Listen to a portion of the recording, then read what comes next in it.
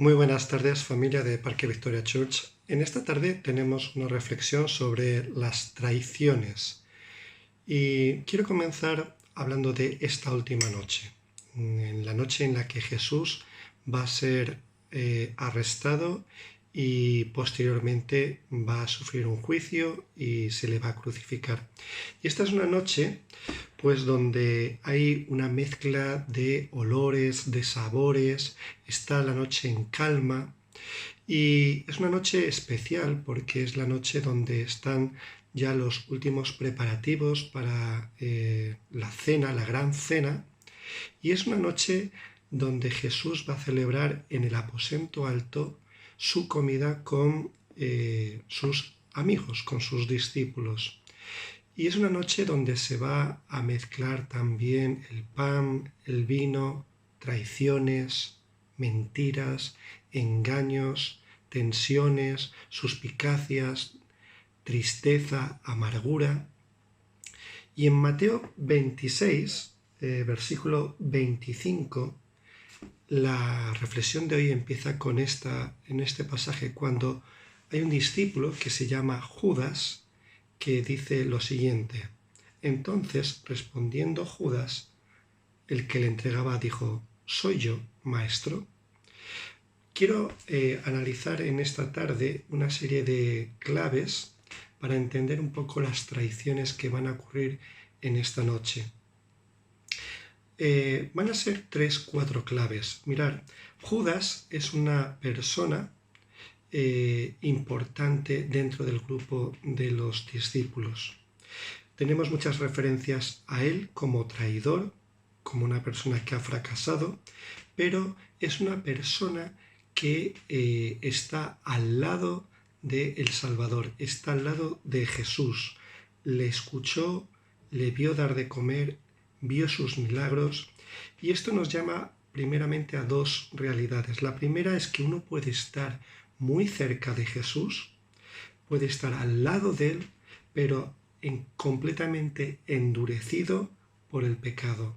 Y la segunda de las realidades que quiero llamar vuestra importancia es que una persona puede pecar, puede traicionar, puede hacer la máxima traición contra Dios, pero su propósito, el propósito de Dios, nunca falla. Mirad, en este primer momento no hay evidencias en las escrituras de que haya una situación de exclusión o de desprecio hacia Judas. Él es la persona que va a ser el tesorero. Tenemos una serie de referencias que os he dado por escrito. Va a ser una persona que, a pesar que anuncia su traición y a pesar de que Jesús le reconoce como el traidor, nadie reconoce este hecho, y eso nos habla de que es una persona experta en la falsedad, en el engaño. Y esto es importante porque la escritura se va a cumplir en la persona de Judas. Mirad, hay una serie de situaciones en el Antiguo Testamento que hablan de que Judas va a jugar un papel muy activo, y estamos hablando de cientos de años antes. Y os he puesto las referencias del Salmo 41, versículo 9, del Salmo 55 y de Zacarías 11, versículos 12 y 13, donde se describe muy al detalle cada uno de estos hechos. Judas va a plantear esta traición, pero también en el plan redentor de Dios, en el plan divino de Dios, está este hecho de que Judas va a traicionar a Jesús.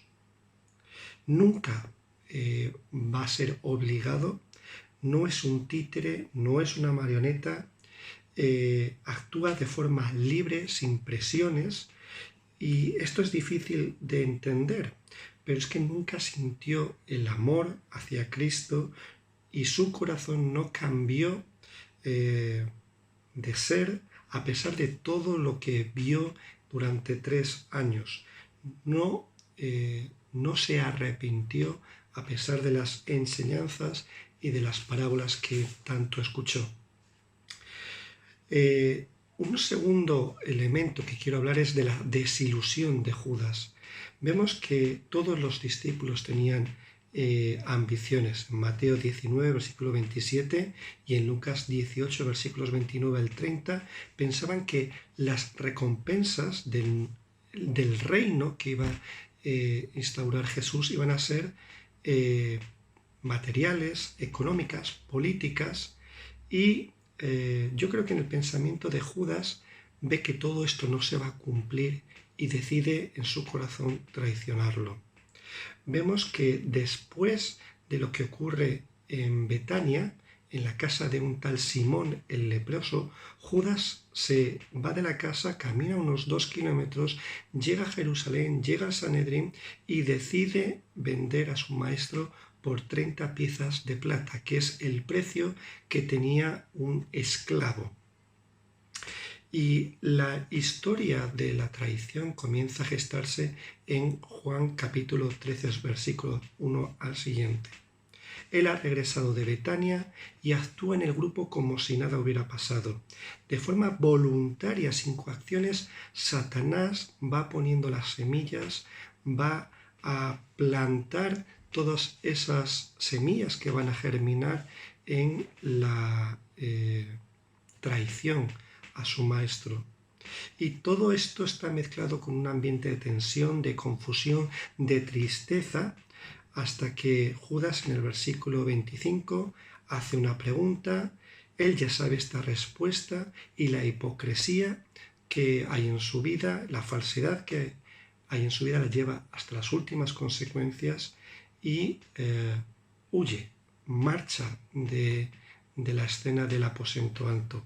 Y es interesante, esta es una realidad que quiero hablar, y es que Jesús instituye la Santa Cena en conmemoración de su muerte después de que Judas se vaya. Es decir, que el nuevo pacto, que es su cuerpo y su sangre, no va a participar Judas. Y esto es un hecho que nos debería de reflexionar, ayudar a reflexionar. Marcos capítulo 14, versículo 11 nos dice que ya ha llegado la hora, y Judas sabía que si tenía que entregar a Jesús lo debería hacer por la noche para evitar el alboroto, para evitar también que la gente se agolpara y lo golpeara a él o le matara. Entonces él sabe que lo tiene que hacer por la noche en el silencio para también llevarse a bien esta recompensa y poderla disfrutar. No sabemos cuántas personas, lo que sí son es muchas personas las que van en pos de Jesús en el arresto, porque creo que la intención no solamente era terminar con la vida de Jesús, sino también con la de sus discípulos. Y en este momento hay una tercera realidad que quiero plasmar, y es que Jesús va por delante de todos los sucesos históricos. Jesús va por delante de la historia y en vez de huir o escapar o esconderse, dice la palabra en Juan capítulo 18, versículo 5, que Él se pone por delante y dice yo soy. Y literalmente caen todos al suelo bajo su autoridad, bajo la autoridad de sus palabras, caen al suelo. Y es que Jesús tiene un plan divino de reconciliar al mundo con Dios.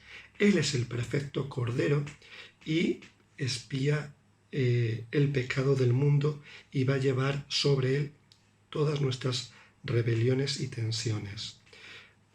Fijaros que en la última parte Jesús y Judas se encuentran y Judas le da un beso.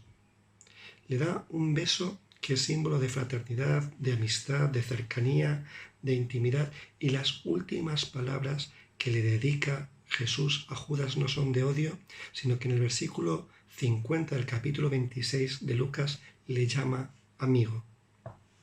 Y mirad, quiero plantear una serie de reflexiones a modo de conclusión. Veis que os he puesto una serie de 4 enseñanzas. Judas como ejemplo de pérdida de oportunidades, la avaricia, el amor al dinero, la paciencia y la bondad del Señor, que sería una tercera enseñanza, y como Judas, una cuarta que me parece fundamental, es que Judas demuestra la soberanía del plan de Dios. Y quiero concluir este vídeo, donde después podemos aportar y hacer cualquier alocución, hablando un poco de que no solamente hubo una traición en esa noche de Judas, hubo muchas más traiciones. Está la traición de Pedro, está la traición de Juan que salió huyendo, el resto de los discípulos, están las mujeres que habían estado con Jesús, están las personas que habían cantado Sanna al hijo de David, las personas que presentaron falso testimonio, que pocos días antes habían gritado a Jesús como eso, reconociéndole como el Mesías, y ahora al día siguiente le van a gritar: crucifícale, crucifícale. No hay leprosos que defiendan la causa de Jesús, ni sedientos, ni hambrientos, no hay Martas, ni Lázaros, ni Marías, ni Jairos, ni ciegos, ni sordos. Y, en definitiva, lo que quiero llamar tu atención es que tú y yo le traicionamos. Quiero que leas, ya para concluir, Isaías 53, versículos 4 y 7, del 4 al 7, y es que en esa noche todas las generaciones del mundo traicionamos simbólicamente a Jesús, le rechazamos, aspirábamos a ser mejores personas, tener una mejor posición, pero rechazamos a Jesús. Todas estas traiciones fueron consumadas en una serie de personas, pero tú y yo hubiéramos hecho exactamente lo mismo, como dice una canción de Jesús Adrián Romero. Pues muy buenas tardes y nos vemos después.